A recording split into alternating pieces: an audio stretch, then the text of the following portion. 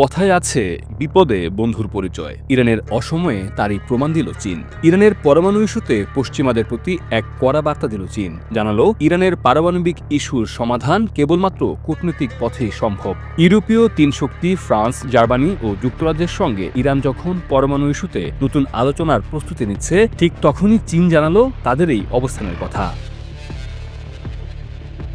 ২১ জুলাই বেইজিংয়ে এক সংবাদ সম্মেলনে চীনের পররাষ্ট্র মন্ত্রণালয়ের মুখপাত্র গুও জিয়াকুন জানান, মধ্যপ্রাচ্যের শান্তি ও বৈশ্বিক নিরস্ত্রীকরণ নীতির সঙ্গে ইরানের পারমাণবিক ইস্যু ওতপ্রোতভাবে জড়িত।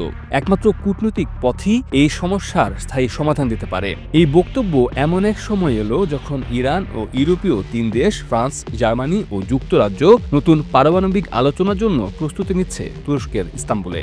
গুও আরও জানান, সব পক্ষের উচিত একই পথে এবং রাজনৈতিক সমাধানের পথকে সহযোগিতা করা। ইরানের সঙ্গে আলোচনায় ফেরার জন্য ইউরোপ ইতিমধ্যে চাপ তৈরি করছে। গত সপ্তাহে ইরানের পররাষ্ট্রমন্ত্রী আব্বাস আরাকচির সঙ্গে ইউরোপীয় পররাষ্ট্রমন্ত্রীরা আলোচনায় বসেন। তারা হুমকি দেন, যদি কূটনীতি ব্যর্থ হয় তবে জাতিসংঘে স্ন্যাপব্যাক প্রক্রিয়ার মাধ্যমে আবারও নিষেধাজ্ঞা ফিরিয়ে আনা হবে।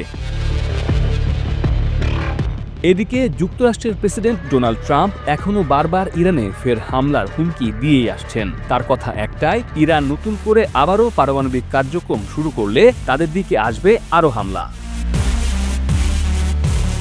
এর আগে গত ১৩ জুন ইসরায়েলের হঠাৎ আক্রমণে শুরু হয় ১২ দিনের রক্তক্ষয়ী ইরান ইসরায়েল যুদ্ধ। এই হামলায় নিহত হন ইরানের শীর্ষ সামরিক কর্মকর্তা, পারমাণবিক বিজ্ঞানী এবং বহু বেসামরিক মানুষ।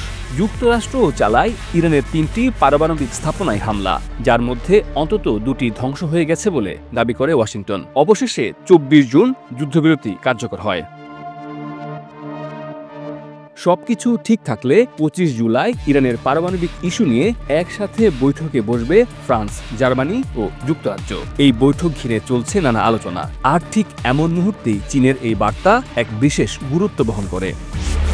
মির্জা রকিবুল হাসান, নিউজ 24।